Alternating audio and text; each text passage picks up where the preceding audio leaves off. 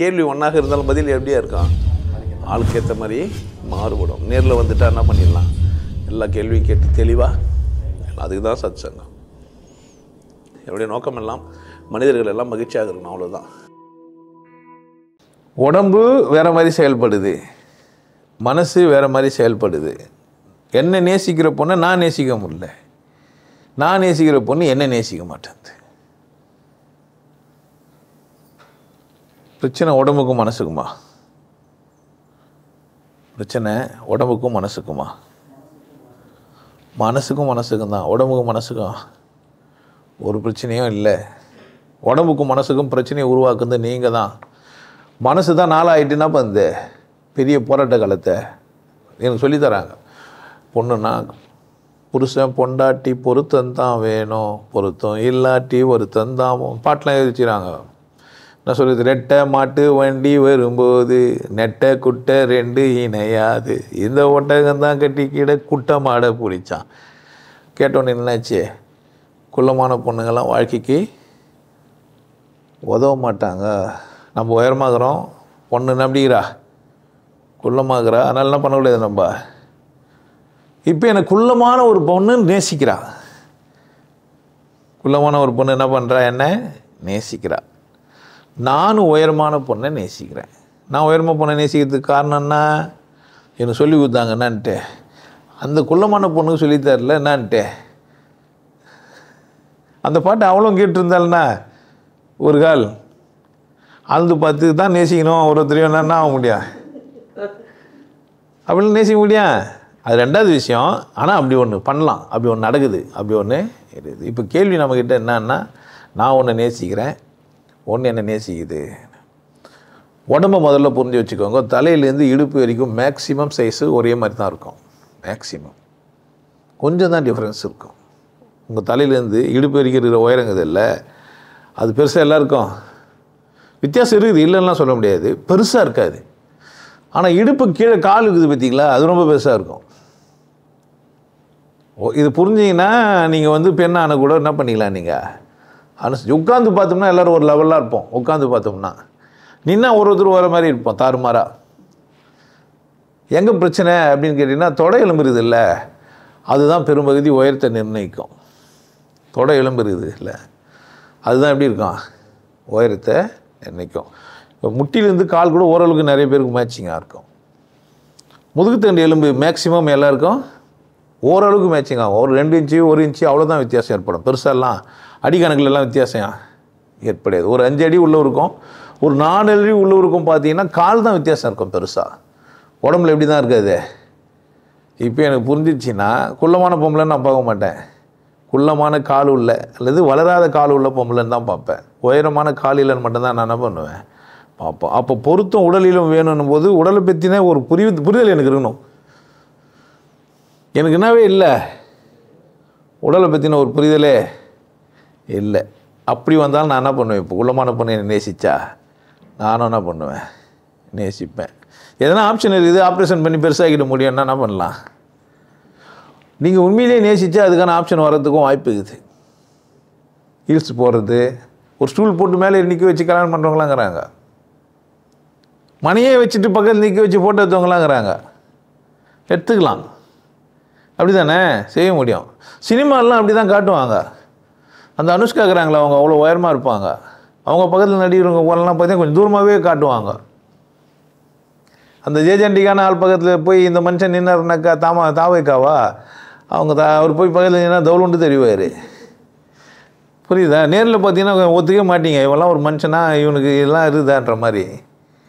அப்போ பொருத்தம் உடலில் வேணுன்றது வானான்றது யாருக்கில்ல தான் எங்கள் என்ன. அந்த பொண்ணு நேசிக்கும் போது நான் அந்த பொண்ணை நேசிக்கலைன்னா சொல்லவும் செய்யலாம், நான் காலத்துக்கு நம்ம 2 பேர் வாழ போகிறோம், நீ குள்ளமாக இருக்கிற, என்ன பண்ண முடியாது, ஒத்திசைவு கொள்ள முடியாது, நான் உன்னை தூக்கி தான் வச்சுன்னு கொஞ்சணும், தூக்குற தைரியம் எனக்கு இல்லை, ஸ்டூல் போட்டு எப்போவுமே உன்னை வச்சுன்னு கொஞ்சின்னு இருக்க முடியாது சொல்லலாம், அப்போ இல்லை. வசதியின் பொருட்டு மாற்றிடுவோங்களாங்கிறாங்க. பணம் வசதியெல்லாம் வந்துச்சுன்னா அழகு ஒரு விஷயம் இல்லைன்னு ஆகிடும். இன்னொரு விஷயம் இருக்குது, அன்பு ஒரு விஷயம் ஆயிடுச்சுன்னா இந்த உடம்பே ஒரு மேட்ரே இல்லை.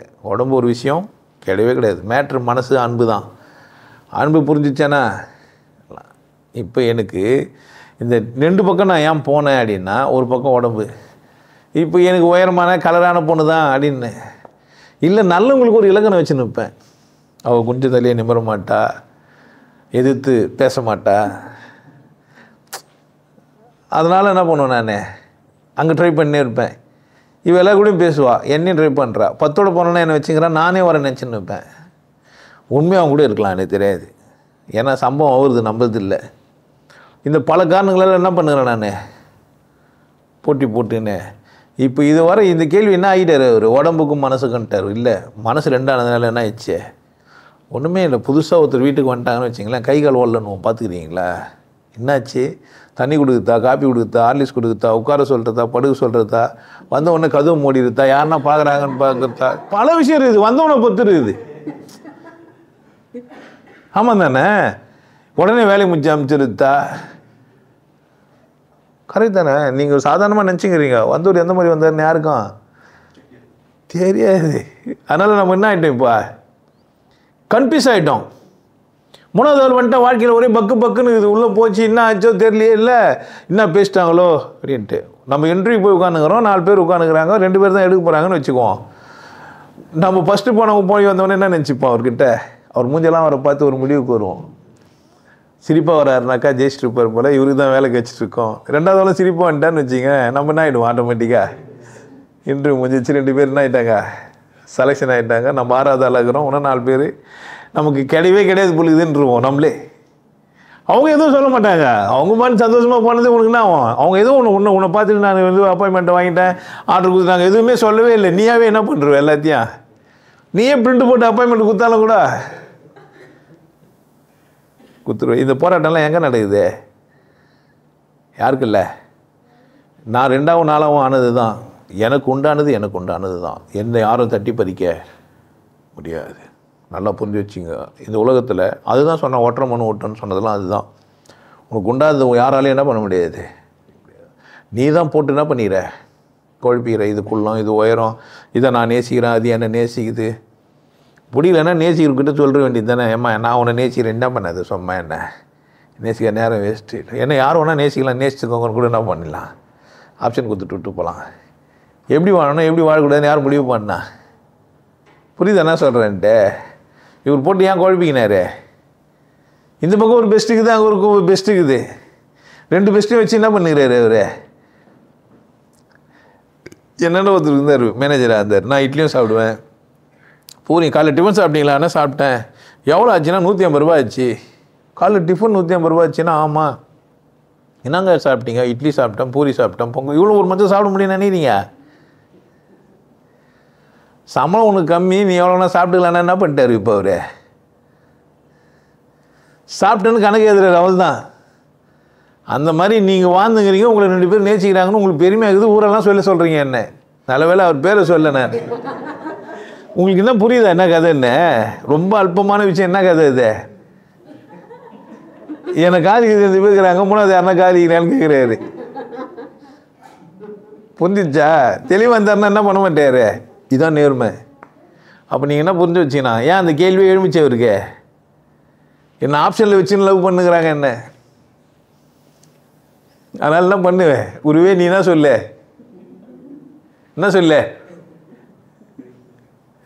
புரியுதா. உண்மையிலே அன்பு இருந்தா, இல்லை பாசம் இருந்தா, நான் ஒருத்தராக கூட மட்டும்தான் வாழ போகிறேன்னு முடிவு பண்ணிட்டா, என்னை நேசிங்கள கூடவே வாழ்ந்துட்டு போகிறேன்னு முடிவு பண்ணுவேன். இல்லை நான் நேசிங்கள கூட. இப்போ பிரச்சனை அவர் என்ன பண்ணலன்னா, அவருக்குள்ளே ஒரு முடிவை எடுக்கலை. முடிவு எடுத்துட்டா 2 வேணுமா, இல்லை 3வது 4வதுக்கு தான் பார்க்குறாரு. வந்தவருக்கு எல்லா வேலையும் ஒன்றா பண்ணுறது எப்படின்னு பார்க்குறாங்க. தண்ணி, காப்பி, ஹார்லிக்ஸ், பூஸ்ட்டு, படுக்க வைக்கிறது எல்லாம் பண்ணணுன்னா என்ன பண்ண முடியும், சைமல்டேனியஸாக எல்லாத்தையும் செய்ய முடியும். புரியுதா, என் கையை காலம் ஏன் ஓடல, அங்கே தேவை நிறைய இருக்குது. எதை முதல்ல செய்யுதுன்னு தெரில. அதனால தான் என்ன ஆகுறாங்க, கன்ஃபியூஸ் ஆகுறாங்க. நான் தான் எனக்கு புரிஞ்சிச்சேனா, என் தேவை தான் புரிஞ்சிச்சேனா, நான் இப்படி தான் வாழ போகிறேன்னு புரிஞ்சிச்சேனா, இந்த கன்ஃபியூஸ் வரான். என்னை 1 கோடி பேர் காதலிக்கிட்டேன், எனக்கு ஒரு பொண்டாட்டி தான் முடிவு பண்ணிட்டா பிரச்சனை முடிஞ்சிச்சு. புரியுதா என்ன சொல்கிறேன்ட்டு. என்னை நேசிக்கிறதுக்கு நிறைய பேர் வரலாம், என்னை கொண்டாடுறதுக்கு 1 கோடி பேர் வரலாம், அப்படி தானே எனக்குன்ட்டு நான் எல்லாருக்கும் அதுதான் அட்வைஸ் பண்ணுவேன். எதிராளி முட்டாள்னு நீ வந்து விலகுவானா? முட்டாளாக இருந்தாலும் பொண்டாட்டி தானே, புருஷன் தானே, நண்பர் தானே, ஓனர் தானே. ஓனர் நீ வேணான்னு விட மாட்டேன்ற, ஏன் விட மாட்டேன்ற? சம்பளம் தரான். எவனா முட்டாள்னு ஓனர் விட்டவங்கிறான் பார்த்துக்கிறீங்களா? எங்கள் ஓனர் சரியான முட்டாள், அதனால் நான் என்ன பண்ண மாட்டேன், அந்த கம்பெனிக்கு வேலைக்கு போக மாட்டேன். ஏன் சொல்ல? சம்பளம் வேணும் அப்படின்ட்டு. அந்த மாதிரி தான் மனசாட்சி வேணும் ஒரு மனுஷனுக்கு. அவன் முட்டாளாக இருந்தால் இல்லை அவன் முட்டாளாக இருந்தால் யார் பிரச்சனை? இது அவன் பிரச்சனை. கோணலாக இருந்தாலும் யார் பிரச்சனை? அவன் பிரச்சனை. நான் ஒன்று எடுத்து ஒரு பொருளை ஒரு இடத்துல வச்சிட்டேன்னா அந்த இடம் அதுக்கான இடம். அந்த இடத்துல வேறு ஒரு பொருள். அந்த பொருளுக்கு ஒன்றும் அறிவு இல்லாமல் என்ன சொல்லலாம், தகையை தக்குன்னு குச்சின்னுக்கலாம். ஆனால் அதை நான் என்ன பண்ண போகிறது இல்லை, அவ்வளோதான். செருப்பை காலில் தான் போட முடியும், தலைமையில் தூக்கி வச்சுருக்க முடியும். செருப்புக்கான இடம் எங்கே? கால். எப்போனா செருப்பு சண்டை போட்டு பார்த்துக்குது உங்களை கூட. கொடை ஏன் தலைமையில் வச்சுங்கிற? புரிஞ்சிச்சா? செருப்பு எங்கே வைக்கணும்? காலில். கொடை எங்கே வைக்கணும்? கொடைக்கும் செருப்புக்கும் அறிவு வந்தால் என்ன ஆகும் நம்ம நிலமை? அக்கல்ல வைக்கிற, தலைமையில் வைக்கிற, ஏன் தொடை இடுக்கில் கூட வைக்கிற, ஏன் கீழே வைக்க மாட்டேன்ற? எது சொல்லலாம்? கொடை சொல்லும். செருப்பு நான் உன்னை தாங்குன்னு தாங்குறேன், ஆனால் நீ எங்கே தான் வச்சுக்கிற? என்ன கீழே போட்டு மெதிக்கிறியே. இந்த கொடை உதவாத கொடையை தூக்கி என்ன பண்ணுகிற? தலைமையில் வச்சுக்கிறியே. அது வச்சு திரி முடியுமா? கொடையை பிரிச்சுட்டு வீட்டு உள்ளே போவியா? அடக்கமாக்கித்தானே என்ன பண்ணுற? அக்கல்ல வச்சுன்னு போகிற. ஆனால் என்னை வீட்டு வெளியவே வச்சுட்டு போறியே. அறிவு வந்தால் கேட்குமா கேட்காதா? கவனமாக இருங்க, குழப்பம் இல்லாமல் இருங்க. எதாவது எங்கே வைக்கணும்னு புரிஞ்சிச்சானா மனசுக்குள்ளே போராட்டம் கிடையவே கிடையாது.